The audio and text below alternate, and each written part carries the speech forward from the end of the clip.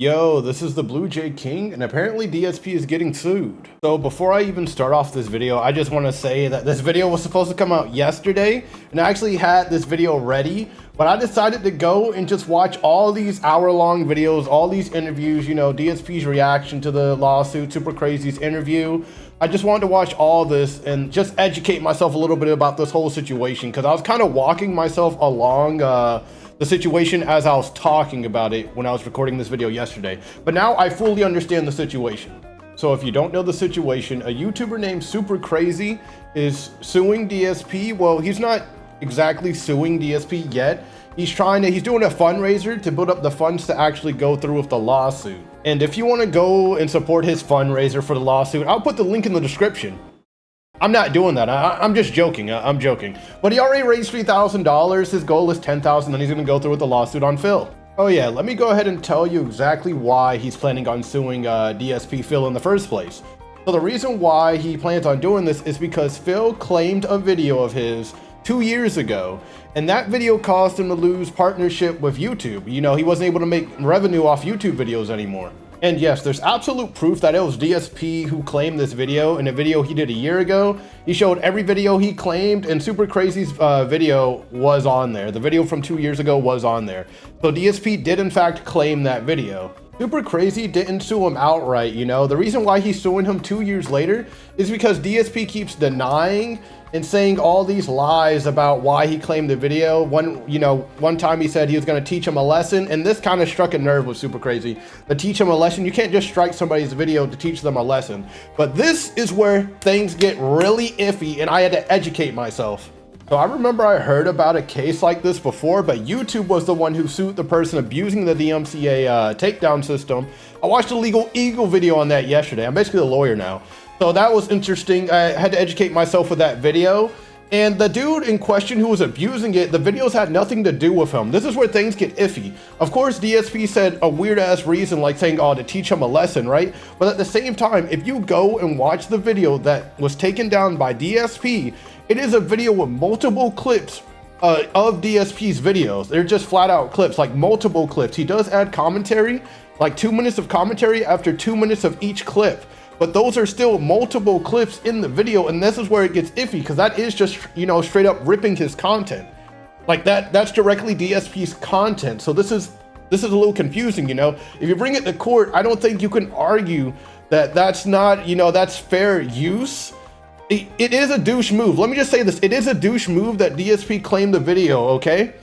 He claimed the video. People don't normally do that, but when somebody does do that, it's hard to argue against it, especially when you have just clips, like blatant clips of the man in the video.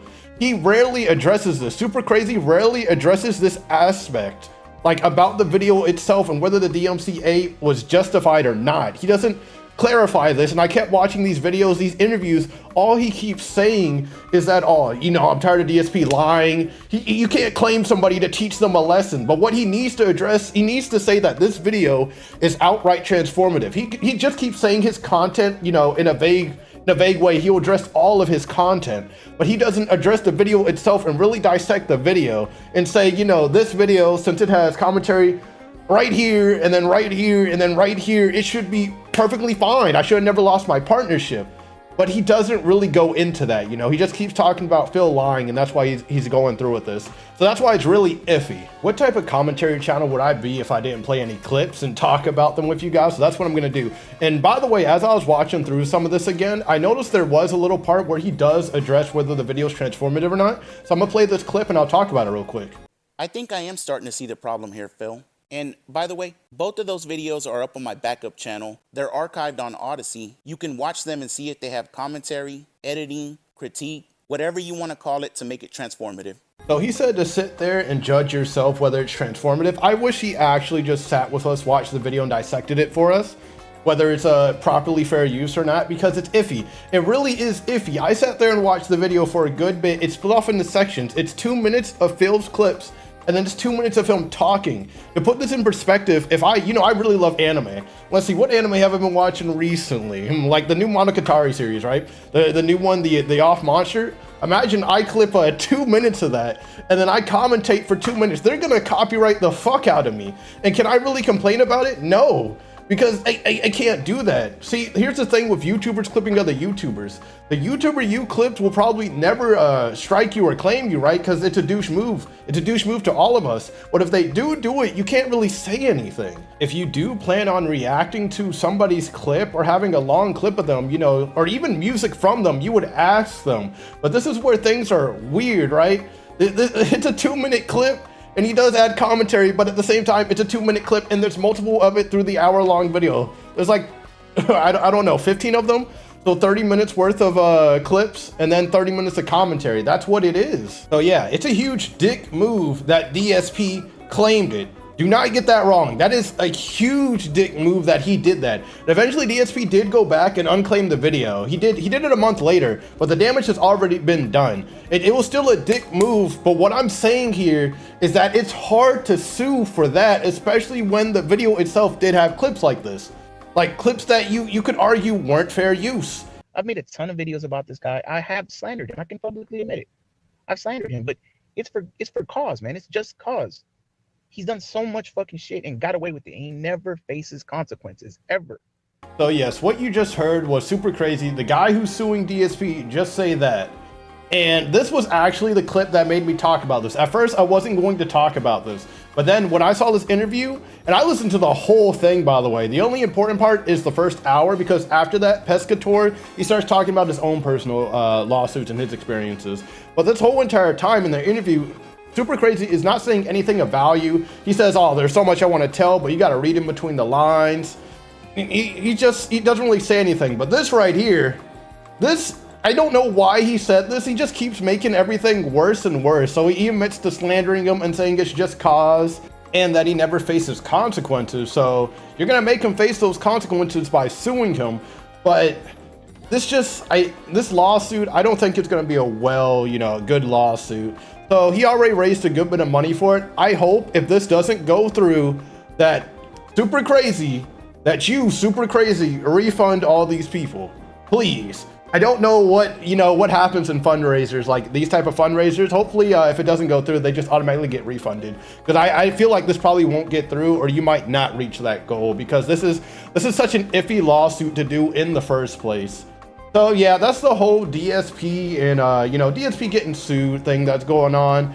It's a really just big iffy situation. That's all I can say about it, because you can argue either way, but I feel like it's more in DSP's favor. And if this does go through, then it's just going to be a waste of money for both of them, to be honest. It's going to be a battle of detractors, their money, versus DSP and his what do they call it, dents? His dents money. The king dents versus the detractors. That'll be a good battle to see. So that's all I have to say about that. But before I go, there's just a few things I want to talk to you guys about. So I think I'm going to talk about locales a lot more than I thought I would, because I kind of want to keep the videos up, right? The commentary stuff. But it's hard for me to find things I want to talk about. But it's so easy to find things to talk about when it comes to locales, because there's always shit going on within any of their communities, like Low Tier Gods community, Wings of Redemption, Boogie, like all of those little communities. Whether it's from the people who hate these guys, or the people who love them, or from them themselves. There's just a lot to talk about when it comes to these guys, and a lot I'm interested in sharing with you guys when it comes to this stuff. So I think I'm going to talk about them a good bit. Also, I don't want you guys to think I'm on anybody's side, because I'm not. Honestly, I'm not. I only learned about DSP recently because of Locale Live.